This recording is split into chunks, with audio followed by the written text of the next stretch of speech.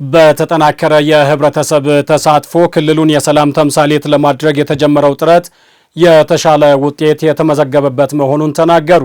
የደቡብ ኢትዮጵያ ክልል ርዕሰ መስተዳድር አቶ ጥላሁን ከበደ አሁን ያለው አንጻራዊ ሰላም የተሻለ ቢሆንም አልፎ አልፎ የሚስተዋሉ ችግሮችን ለማረም ተቀናጅቶ መስራት ያስፈልጋል ያሉት ደግሞ የክልሉ ሰላምና ጸጥታ ቢሮ ኃላፊ አቶ ወገኔ ብዙነህ ናቸው። በተጠናከረ የህብረተሰብ ተሳትፎ ክልሉን የሰላም ተምሳሌት ለማድረግ በትጋት እንሰራለን በሚል መሪ ሐሳብ የደቡብ ኢትዮጵያ ክልል የጸጥታ ምክር ቤት ሁለተኛ ዓመት ሁለተኛ ዙር መደበኛ ጉባኤውን አካሂዷል። አማኑኤል ጃጊሶ ላጠናቀረው ዘገባ እድገት እስራኤል። የደቡብ ኢትዮጵያ ክልል የጸጥታ ምክር ቤት ሁለተኛ ዙር ሁለተኛ መደበኛ ጉባኤን አካሂደዋል። በጉባኤው መልእክት ያስተላለፉት የክልሉ ርዕሰ መስተዳድር አቶ ጥላሁን ከበደ በክልሉ ለሰፈነው ሰላም የጸጥታ ኃይሉ፣ የጸጥታው ምክር ቤት አመራሩና የክልሉ ማህበረሰብ ከፍተኛ አስተዋጽኦ ማበርከታቸውን ገልጸዋል። ባለፉት ጊዜያት አንጻራዊ ሰላም የሰፈነበት ክልል ማድረጋችን በመላው የክልላችን ህዝቦች ትብብርና ባለቤትነት ስለሆነ ይህንን ህዝብ በማስተባበር ረገድ ደግሞ የጸጥታ መዋቅር ተመደባችሁ የሰራችሁ ያላችሁት አመራሮች ሰርታችሁ ቀይራችሁ ውጤት እንዲመዘገብ ስላደረጋችሁ በዚህ አጋጣሚ ለዚህ ምክር ቤት አባላትና እንዲሁም ደግሞ ጸጥታውን ስራ በባለቤትነት እየተወጡ ላሉ ጸጥታ ስራ እየደገፉ ላሉ አካላት የክልሉ መንግስት ታላቅ ምስጋናና አድናቆት ያቀርብላቸዋል። ክልሉ የሰላም ተምሳሌት እንዳይሆን የሚሹ በርካታ አካላት መኖራቸውን ያነሱት ርዕሰ መስተዳድሩ አሁን ያለው አንጻራዊ ሰላም እንዳይደፈርስ የውስጥ አንድነት በማጠናከር ምክር ቤቱ ጠንካራ ስራ መስራት እንዳለበትም አሳስበዋል። ክልላችን የሰላም ተምሳሌት እንዳይሆን የሚፈልጉ አካላት ከውስጥም ከውጭም በጣም በርካታ ናቸው። እኛ ግን ከምንም በላይ የውስጣችንን ጥንካሬ የበለጠ አጎልብተን ለአፍታም ክልላችን የሰላም መደፍረስ እንዳይከሰት በማድረግ ክልሉ ከጫፍ ጫፍ በአራቱ ማዕዘን የሰላም ተምሳሌት ለማድረግ ይሄ ምክር ቤት ጠንክሮ እንዲሰራ ይጠበቃል። ባለፉት 8 ወራት በተከናወኑ የሰላም እሴት ግንባታ ስራዎች መነሻ የተሻለ ውጤት መገኘቱን የተናገሩት የክልሉ ሰላምና ጸጥታ ቢሮ ኃላፊ አቶ ወገኔ ብዙነህ ከኮንትሮባንድና ከህገወጥ ንግድ ጋር በተያያዘ በተሰራው ስራ ውጤት መመዝገቡን ተናግረዋል። ከዚህ በፊት በስፋት ክልላችን ላይ ሲከሰቱ የነበሩ ችግሮችን ህዝቡን ባለቤት በማድረግ የሰላም አደረጃጀቶችን በማጠናከር ከህዝቡ ጋር ተግባቦት በመፍጠር አሁን ባለው ሁኔታ ክልላችን ፍጹም አንጻራዊ ሰላም ያለበት ክልል ነው የሆነው። ይህንን አንጻራዊ ሰላም ለማጽናትና ወደ ተሟላ ሰላም ለመቀየር ደግሞ ቀሪ ስራዎችን ለይተን እንሰራ ነው የሚሆነው። ለምሳሌ አንዳንድ አካባቢዎች ላይ የሚታዩ ከዚህ ከኮንትሮባንድ ንግድ ጋር፣ ከህገወጥ የሰዎች ዝውውር ጋር፣ ከህገወጥ መሳሪያ ዝውውር ጋር ተያይዞ የሚታዩ ችግሮች አሉ እንደ ክልላችን። ከዚህ አኳያም የተሰሩ ስራዎች እጅግ አመርቂ ስራዎች ተሰርተዋል። አመርቂ ውጤትም ተገኝቶበታል። ባለፉት 6 ወራት የጸጥታ ኃይሎችን የማደራጀትና የማጠናከር ስራ መሰራቱን የገለጹት አቶ ወገነ በክልሉ ከሸኔ እንቅስቃሴ ጋር ተያይዞ ያልተፈቱ ችግሮችን በዘላቂነት ለመፍታት የተቀናጀ ስራ እየተሰራ ነው ብለዋል። በዚህ 6 ወራት የሰራነው ስራ የጸጥታ ኃይላችንን በደንብ በአግባቡ ማጠናከር ነው። ከፖሊስ ጀምሮ እስከ ታችኛው ሚሊሻ መዋቅር ድረስ ያንን የጸጥታ ኃይላችንን በሚገባ ማደራጀት፣ በሚገባ ማጠናከር፣ በስልጠና በሎጂስቲክ የመደገፍ ስራዎችን ሰርተናል። አንዳንድ አካባቢዎች ላይ ደግሞ ህግ የማስከበር ስራዎችንም መስራት አስፈላጊ ስለሆነ ከዛ አኳያ የሚሊሻ ኃይላችንን የማጠናከሩን ስራ ሰርተንበታል በሚገባ ብለናል። ሌላው የክልላችን ላይ ጸጥታ ስጋት የሚሆነው ከሸኔ እንቅስቃሴ ጋር ተያይዞ ያለ ጉዳይ ነው። በተለይም ደግሞ ኮሬ ዞን ላይና ቡርጂ ዞን ላይ አዋሳኝ አካባቢዎች ላይ ከዚህ ከሸኔ እንቅስቃሴ ጋር ተያይዞ ላለፉት 7-8 ዓመታት ያልተፈቱ ችግሮች አሉ። እነዛን ችግሮች በዘላቂነት መፍታት በምንችልበት ሁኔታ ላይ የጸጥታ ምክር ቤቱ አጀንዳ አድርገን ከመከላከያ ሰራዊት ጋር አንድ ላይ ተኩኖ በዘላቂነት ችግሩ የሚፈታበት ሂደት ላይ ህዝቡን ባለቤት አድርገን መስራት አለብን የሚለውን ነገር ተግባቦት ፈጥረናል። በመድረኩ ቀጣይ በሚከናወኑ ተግባራት ላይም ሰፊ ውይይት ተደርጓል።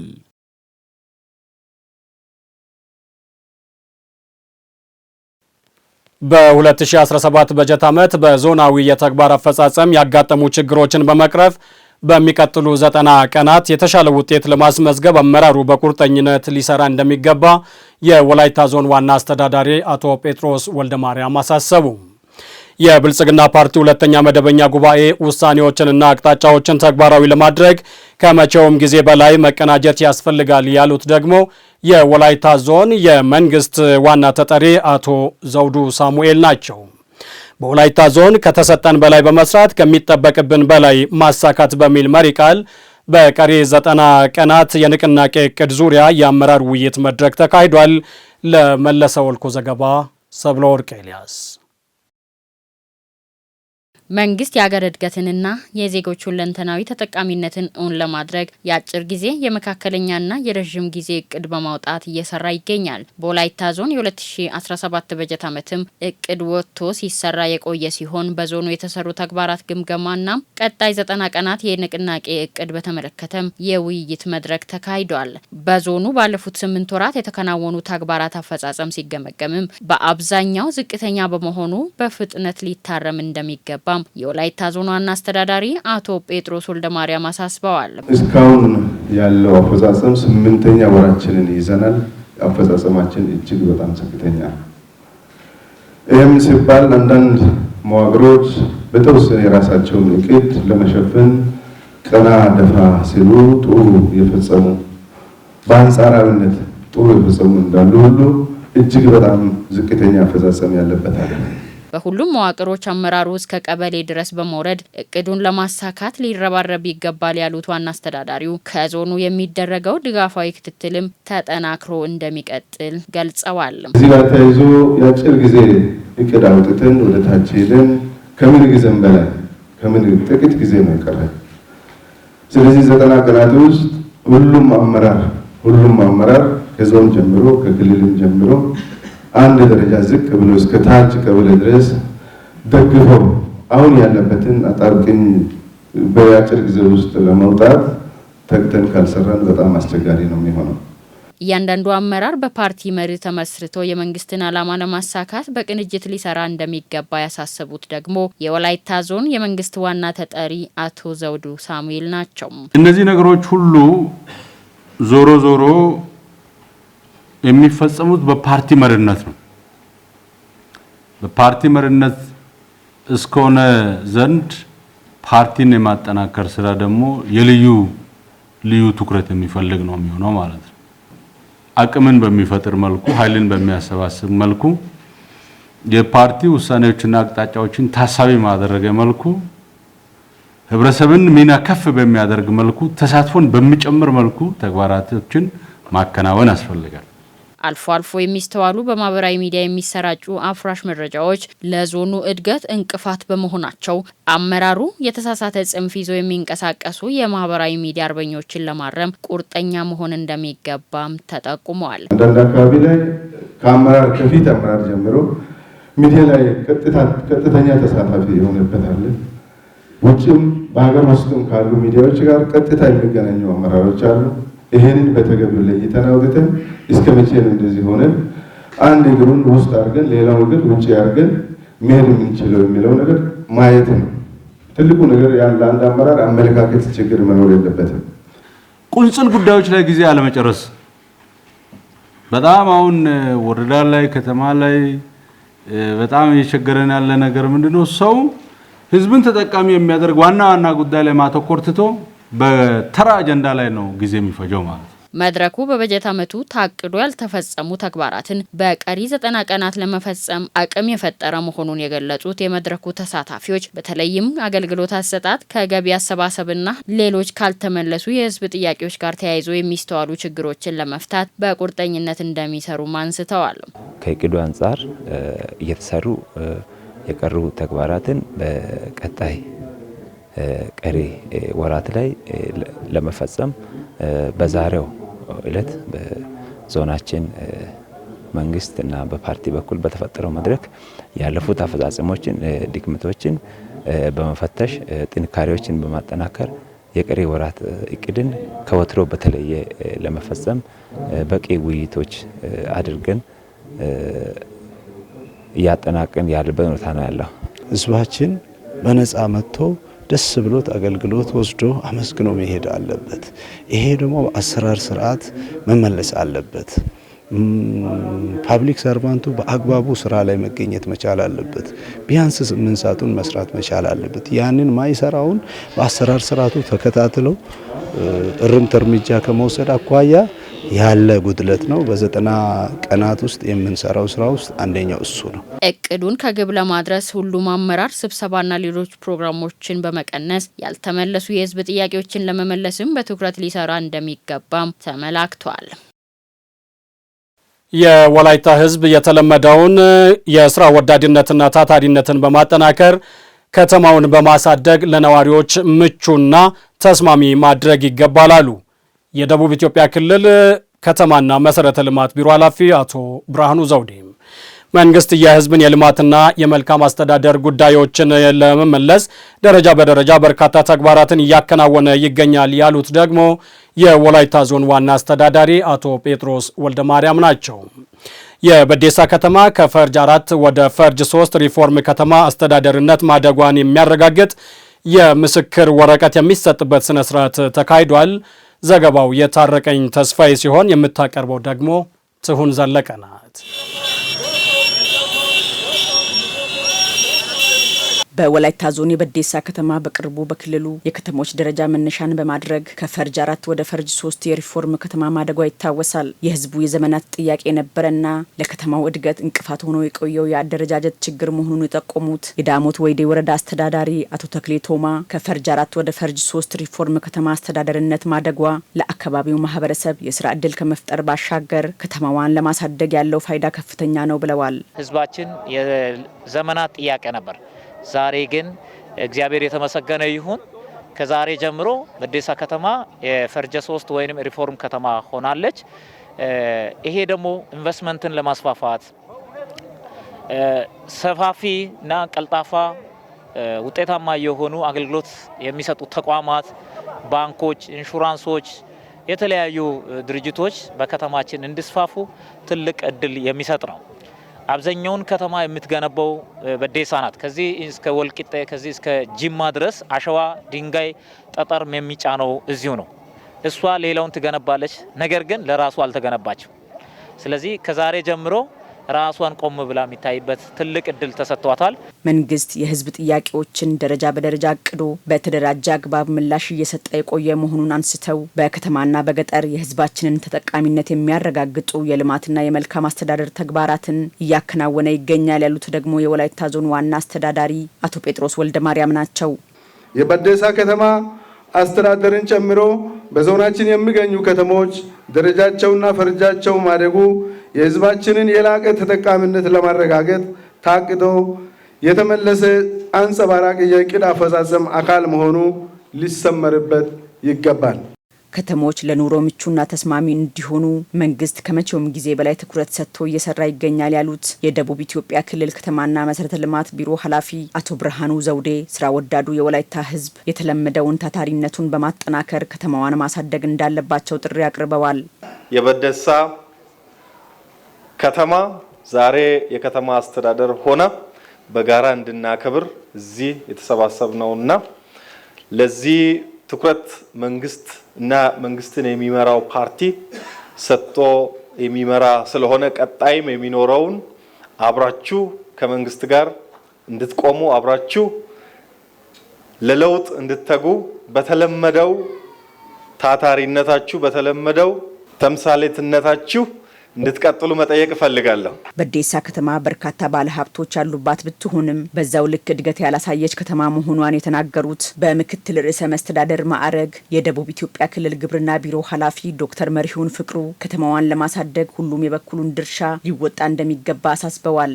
በርካታ ባለሀብት የወጣበት ከተማ ነው። ከተማው ግን የወጣ ሰው ያክል አልለማም። ነገር ግን እያንዳንዳችን የሚጠበቅንን ስላላደረግን ከየራሳችን የሚጠበቅብንን ስላላደረግን እዚህ አልደረሰችም። ስለዚህ ሁሉም የሚያገባው አካል ባለሀብቱ፣ ነጋዴው፣ አርሶ አደሩ፣ እናቶች፣ ተማሪዎች፣ ሁሉም ሰው የበኩሉን ማድረግ መቻል አለበት። ከተማ ሆኗል። ዴዋን የሚጀምረው ኮሪደር ልማት ነው።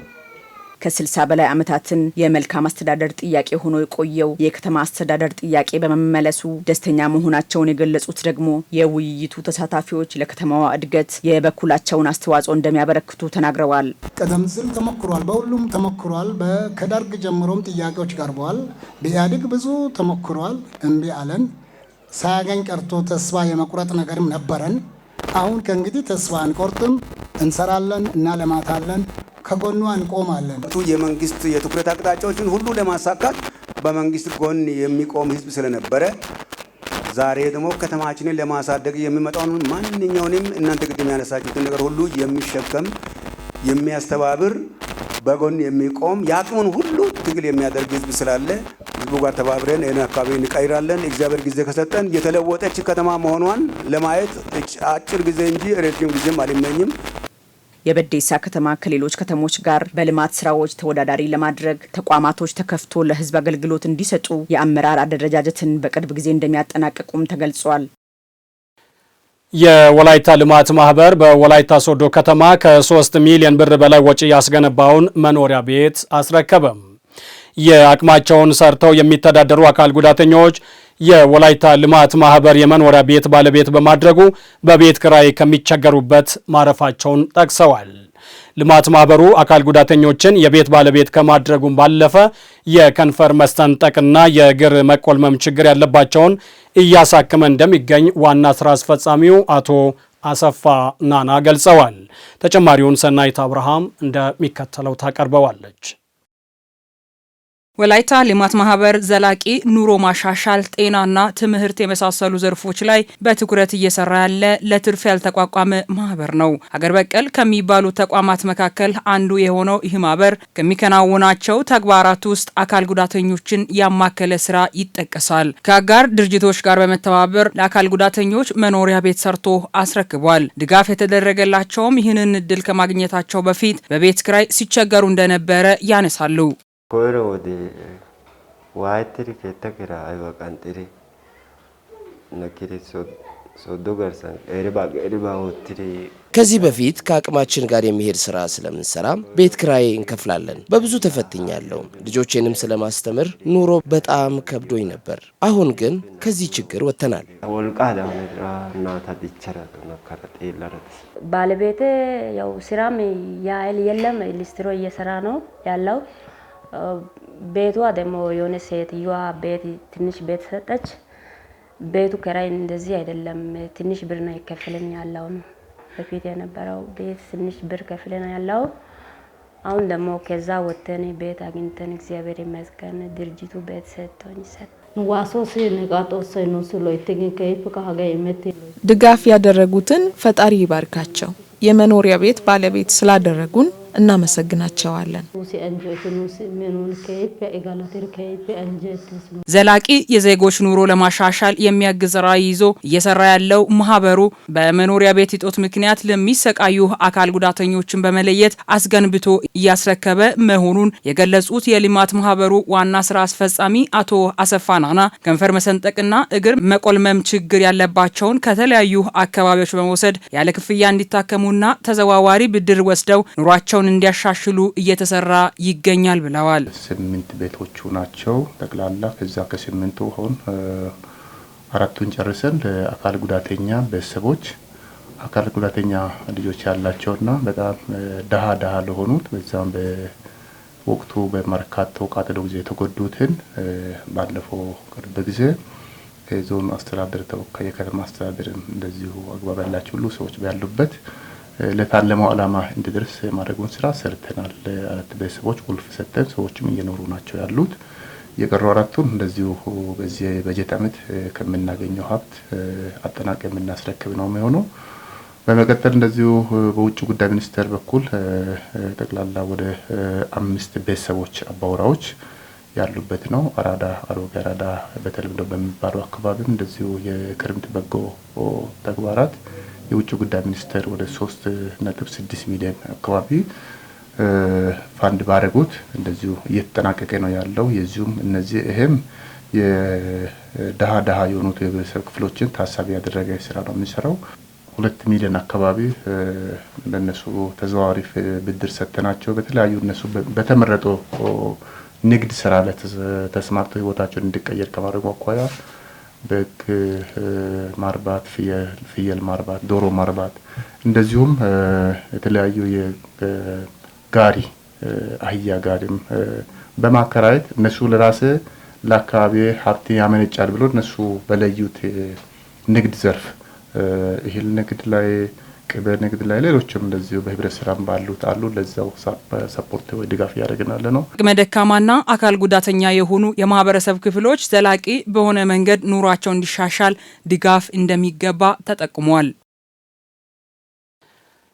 ከሰሞኑን ለሶስተኛ ወገን መብራት አስተላልፋችኋል በሚል የኤሌክትሪክ አገልግሎት የምንጠቀምበት መስመር ተቆርጦ በመጣሉ ኩራዝ ለመጠቀም ከመገደዳችን ባለፈ ለተለያዩ ችግሮች ተጋልጠናል ሲሉ የወላይታ ሶዶ ከተማ ነዋሪዎች ቅሬታቸውን ገለጹ። እያንዳንዱ ግለሰብ የግል ቆጣሪ በማስገባት የኤሌክትሪክ አገልግሎት ያግኝ የሚል አስገዳጅ ሕግ ይደንገግ እንጂ በግልም ሆነ በማህበር መብራት ለማስገባት አቅም የሚያጥራቸውን ዜጎች አላገናዘበም በሚል ነዋሪዎች ቅሬታቸውን ያሰማሉ። በኢትዮጵያ ኤሌክትሪክ አገልግሎት የወላይታ ሪጅን በበኩሉ እርምጃ የተወሰደባቸው ግለሰቦች መብራት ለሶስተኛ ወገን ያስተላለፉ ስለመሆናቸው ይገልጻል። ይህ ድርጊት ደግሞ ውልን ከማሰረዝ ጀምሮ በሕግ ጭምር የሚያስጠይቅ መሆኑን ህብረተሰቡ ተገንዝቦ መጠንቀቅ እንዳለበትና በሕጋዊ መንገድ ብቻ መጠቀም እንደሚገባው አሳስቧል። ሪጅኑ አቤኔዘር አበራ ነው የዜናው ባለቤት። የደቡብ ኢትዮጵያ ክልል የአስተዳደርና የፖለቲካ ማዕከል የሆነችው ወላይታ ሶዶ ከተማ በፈጣን እድገት ላይ ትገኛለች። የከተማይቱን እድገት ተከትሎ ማስፋፊያ በተደረገባቸው መንደሮች ዘርፈ ብዙ የልማት ጥያቄዎች ይነሳሉ። እነዚህ መንደሮች ከሚገጥሟቸው ችግሮች አንዱ የመብራት መሰረተ ልማት ያለመሟላት ነው። ነዋሪዎቹ ይህንን ችግር በራስ አቅም ለመፍታት ሲሉ ነገሩ ህገወጥና አደገኛ ተግባር ቢሆንም ቀድሞ የመብራት ቆጣሪ ካገኙ ግለሰቦች በገመድ በመሳብ የመብራት አገልግሎት ያገኛሉ። ነገር ግን ከሰሞኑ ለሶስተኛ ወገን መብራት አስተላልፋቸዋል በሚል የኤሌክትሪክ አገልግሎት የምንጠቀምበትን መብራት ቆርጦ በመጣሉ ድሮ የተወነውን ኩራዝ ለመጠቀም ተገደናል፣ እንዲሁም ለተለያዩ ችግሮች ተጋልጠናል ሲሉ የእነዚህ መንደር ነዋሪዎች ቅሬታቸውን ለወላይታ ቴሌቪዥን ተናግረዋል። ይህ በብዛት መምህራን ያለበት ነው። ደሞዛቸው ዝቅተኛ ነው። ከዚህ ከተማ ሄዶ አስፈጭቶን ለመምጣት የጤፉን ዋጋ እኩል ነው። ትራንስፖርቴሽን ችግር አለ። እሱም አልፎ ደግሞ አሁን የመብራት ችግር በመኖሩ መዘጋጀት አይችሉም። ማታ ተዘጋጅቶ ሄዶ ነው ዜጋ ማፍራት የሚችሉት። 4-5 ብሎክ ላይ ያሉ መምህራን በመብራት ችግር ምክንያት ብቻ ጠዋት ሲዘጋጁ 3 ሰዓት ከቤት ይወጣሉ መብራት ባለመኖሩ። በኔ መስመር መብራት ስለሌለ ከእናቴ ወሰርኩትን እናቴን 1500 ብር ሹቦ እኔ ብቻ ነው የወሰድኩት፣ ሌላ ሰውም ለዛው አልወሰደም። አንድ ሹቦ ስለተቀጠለ 1500 ብር እንቀጣለን ብሎ ሹቦን ቆርጦ ሄዱ። በኔ መስመር ላይ ደግሞ መብራት እንዳላስገባ ቀጣይ እንትን ዝርጋታ አልተደረገ። እስካሁን ያው በጨለማ ላይ ነው ያለው ህዝብ። ቆጣሪውን ለማስገባት ብዙ አቅም የሌሉ ዳሆች አሉ። አሁን እዚህ ባለ ዞታ ደግሞ ተቸግረው ክራይ ቤት ያለው ያላለቀ ቤቶች ባልተጠበቀ ሁኔታ እንደ ዘመቻ መጥቶ ቆጣሪን እየነቀሉ እየወሰዱ ማብራት ሽቦ እየወሰዱ እያስፈራሩ ለዛውም እናም ጊዜ ሳይሰጡ ምንም መስጠንቀቂያ ሳይሰጡ ስንሄድ እንዳኛ የምንጠቀምበት ቆጣሪ ይዞ የደውን ቆጣሪን ቀይሮ ለሌሎች ወዲያውኑ ይሰጣሉ። ይሄን ሌሎች ወዲያውኑ ሰጥቶ የሚሰሩት ምንድነው እጀ መንሻ ይቀበላሉ። የኤሌክትሪክ አገልግሎት እያንዳንዱ ግለሰብ የግል ቆጣሪ በማስገባት አገልግሎት ያገኝ የሚል አስገዳጅ ሕግ ይደንግግ እንጂ ሕጉ በግል ሆነ በማህበር የመብራት ቆጣሪ ለማስገባት አቅም የሚያጥራቸውን ዜጎች ያላገናዘበ ነው የሚሉት ቅሬታ አቅራቢዎች በመሆኑ እንደዚህ ሆነን እስከ መቼ በጨለማ እንዘልቃለን ሲሉም ምሬታቸውን ይገልጻሉ። አንድ ሻማ 30 ብር ነው። እሱም እንደ ድሮ የ2 ብሩ ሻማ አይነቱ ሳይሆን አሁን ተለኩሶ አሁን የሚቀልጥ ነው። ያን ሻማ ባለመቻሉ ማህበረሰቡ አሁን ወዴት ገብቷል? ኩራዝ ጀምሯል። ማል ከተማ ላይ አሁን ገብተን ብናይ እዚች መደዳ ላይ ካሉ ሰዎች ላይ ኩራዝ እናገኛለን። እንደው ስቶብና ምጣድ ያልነው ለግጀሪ ነው። ጫካ ዙሪያ የተከበበ አካባቢ ነው። ሌባ ሰርቆ ሄዶ ቢሄድ በቃ ዝም ብለን ጩኸን ቤት ቁጭ ከማለት ካለፈ ምንም አማራጭ የሌለበት አካባቢ ነው። ምክንያቱም ጨለማ ካለ አንተ ብርሃን ሲሆን አንድ ብርሃን አካባቢ ለመጠጋት በሩቅም ያለው ሰው ያኛል ብሎ እንትን ያለ ጨለማ ስለሆነ ስጋት ውስጥ ያለንበት ተኝተን ለማደር የምንሰጋበት ሁኔታ ያለ ደን እንዳይጨፈጨፍ ይላል መንግስት። ከሰልም ውድ ነው፣ እንጨትም ውድ ነው። በማብራት ነው እኛው የምንጠቀመው። ሁሉም ነገር በማብራት ነው። ልጆች የሚታጠነው በማብራት ነው። ኮምፒውተር ልጆች የሚማሩበት የሚሰካበት ሁሉ አሁን ከተማ ያደገ ከተማ ክልል ነው። በኢትዮጵያ ኤሌክትሪክ አገልግሎት የወላይታ ሪጅን የሽያጭና የደንበኞች አገልግሎት ኃላፊ አቶ አንዱዓለም አብርሃም በበኩላቸው እርምጃ የተወሰደባቸው ግለሰቦች ከገቡት ውል ውጪ መብራት ለሶስተኛ ወገን አስተላልፈው የተገኙ ናቸው ይላሉ። ድርጊታቸው ደግሞ ውልን ከማሰረዝ አልፎ በሕግ ጭምር የሚያስጠይቅ መሆኑን ህብረተሰቡ ተገንዝቦ መጠንቀቅ እንዳለበትና በህጋዊ መንገድ ብቻ መጠቀም እንደሚገባውም ያሳስባሉ። ደንበኛችን አገልግሎት እጠቀማለሁ ብሎ ሲጠይቅ ለቤቱ ነው የጠየቀው። ከዚህ ጋር ተያይዞ ኤሌክትሪክን ለሶስተኛ ወገን አሳልፎ መስጠት ውልን እስከ ማሰረዝ ቅጣት ያደርሳል። እንደ ሀገርም ክሳራ ላይ እየገባንበት ያለው ጉዳይ አንዱ ይሄ ነው። እያስተዳደርን ያለነው ወደ 6 ዞኖችን ያካልላል ድንበራችን። እነዛ ሁሉ ላይ ለሌላ ሰው አሳልፎ የሰጠውን እያቋረጥን እርምጃ እየወሰድን ያለነው። ሪጅኑ የኤሌክትሪክ አገልግሎት ለማግኘት በህጋዊ መንገድ ለሚጠይቁ የህብረተሰብ ክፍሎች ሙሉ አገልግሎት ለመስጠት በቂ ግብዓት መኖሩን የሚናገሩት አቶ አንዱዓለም ማስፋፊያ በተደረገባቸው አካባቢዎች ትራንስፎርመር ለመግጠም ብሎም አዲስ የመስመር ዝርጋታ ለማድረግ ከከተማው አስተዳደር ጋር በትብብር እየሰራን ነው ብለዋል። የቆጣሪ ችግር የለብንም፣ የአቅርቦት ችግር የለብንም። ማንኛውም ግለሰብ ማንኛውም ነዋሪ በጠየቀው ልክ አገልግሎት ለመስጠት ከመቼውም ጊዜ በላይ ዝግጁ ነን። ህጋዊ መንገድን ተከትሎ መጥቶ አገልግሎት እንዲያገኙ ነው።